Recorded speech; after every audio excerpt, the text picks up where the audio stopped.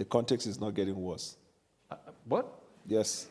The context is not getting worse? The context is that it is not getting worse because you see, this is a water, right? Okay. If you have the water half, you could say half glass filled or half empty. Yeah. Isn't it right? Yeah. So the Western media always see Nigeria, Africa, and some of the activities in Africa as half empty. Excuse me. But we see it as half full because when we look at it, and when I say context matter, before the president took the oath of office, we knew the situation in Nigeria. And you made it worse. When he made the decision to take bold step to put Nigeria in better trajectory, we were well aware of the fact that it was going to incense lots of people. Okay. We are also You've aware... made your point. I get the glass half full. I get the context. I also understand basic mathematics. Let me ask you this. President Tinubu only declared a national emergency in November of 2025, brought in a raft of policy changes. After Trump declared your country to be a country of particular concern for failing to deal with the threat of Christians, does your government only spring into action when it is internationally shamed into doing so? Unfortunately for you, 6 months before that, we arrested the leaders of La Kurawa and Boko Haram. Some months before that, we killed a certain number of terrorists that the U.S. government, State Department, commended Nigeria. The U.S. Embassy celebrated the fact of the exploit of Nigeria before Donald Trump said that. But again, he shamed you, and you declared a national emergency. You didn't do it before he shamed you. We declared the national emergency 6 months before Donald Trump's statement. No, that's not true. The president of November of 2025. No.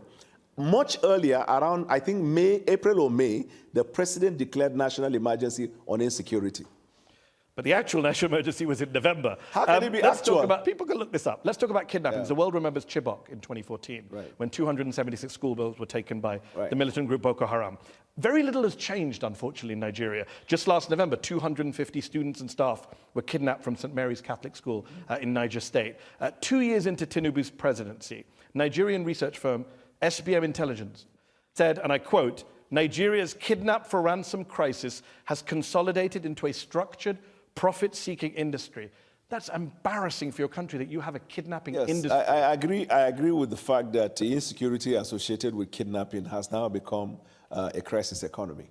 But much more than that, I know of our government's effort in dealing with that insecurity. If you have a little understanding of the nature and the boundary and the geographical measurement of Nigeria and the tendency for insecurity to come in, then you will understand that we're fighting a hydra-headed insecurity situation. With respect to the kidnapping of children, the government has taken measures already. We've introduced what we call Save the School, where students and schools that are in remote places where there is no security are brought back into state capital where they get the education that they need. But Nigerian people don't believe you. 2 out of 3 Nigerians say that Where did security... you get that information? Africa Barometer. May of 2024, 2 out of 3 Nigerians say security agencies are handling the abduction of Nigerians fairly badly or very badly. 1 in 3 Nigerians say they personally know someone who's been kidnapped. Yeah, you have These are stunning statistics. Amnesty, Human Rights Watch have lined up to say that you have allowed impunity to flourish, you have failed to apply lessons from previous attacks, damning indictments of your security service. I put it to you, that's not what they said. That's not what Amnesty said? Yes.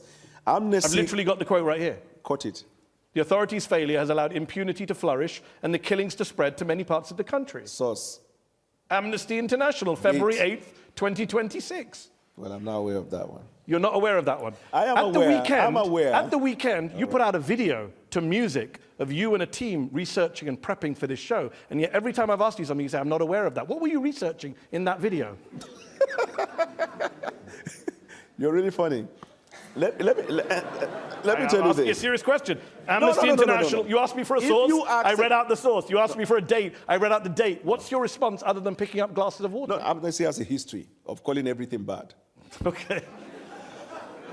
I think that's what every authoritarian government in the world has said. What is Amnesty's report about US? Bad. Not just bad. You didn't use the word bad. You read. Yeah, what very they bad. Said.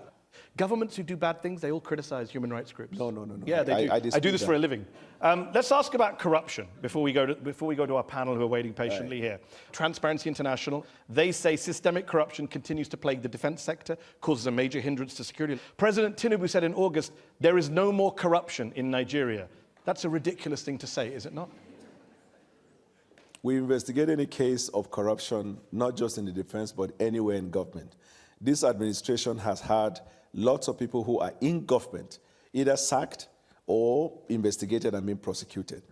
The resolve of our administration in dealing with corruption is obvious. Why did he say there's no more corruption? You probably read him out of context. Read no, I didn't. No, read exactly what he said. You're cherry picking. How can someone just stand and say there is no corruption in Nigeria? It is getting clearer to the people. We have more money to the economy and no more corruption. Full stop, close quote. Good. So this is the context. He was communicating to the people about the exploit we're having as a result of the decision to remove fuel subsidy. We dealt with the question of corruption in the oil industry. And that's not what he said, but okay, he didn't say anything about the oil industry. That's why I say context matters. Well, you can't just make up the context. He didn't say anything about the oil industry. He said we have more money to the economy and no more corruption. In fact, he was criticized in Nigeria for this. Last question on this. How can Nigerians take Tinubu seriously on eliminating corruption when he appoints someone like Abubakar Bagudu as Minister of Budget and Economic Planning, a man who, according to the US Justice Department, with others, embezzled, misappropriated, defrauded and extorted billions with a B from the government of Nigeria under the dictator Sani Abacha.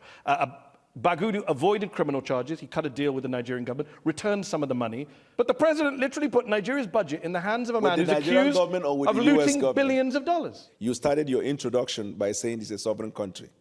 The decision of the court in the United States does not bind the Supreme Court of Nigeria. But he gave $163 million. And that man is now in charge of the Nigerian budget. You're okay with that? Do you think it's funny? I mean, no, two-thirds of Nigerians... You think it's funny? No, I don't. I think people who are giving $163 million back shouldn't be in charge of the country's budget. Thank you for your observation. Okay, but do you think they should be in charge of the budget? There's no evidence that that minister has misappropriated funds in the government of Nigeria. Why did he give back $163 million? To Nigeria or to the U.S. government? To Nigeria. Why did the U.S. government give him $100 million? It's settlement. That's what you do in settlements. Okay. Why was he settling? Yeah, so, okay. So you're comfortable with a guy who's accused by the U.S. Justice Department of embezzling with the Sani Abacha regime billions of dollars being in charge of the budget today? Are you okay with a president of one of the countries in the world who was convicted by the courts in that land and the person is still governing the country? Who are you referring to? No, I'm just asking. But which country? Okay, are you also okay?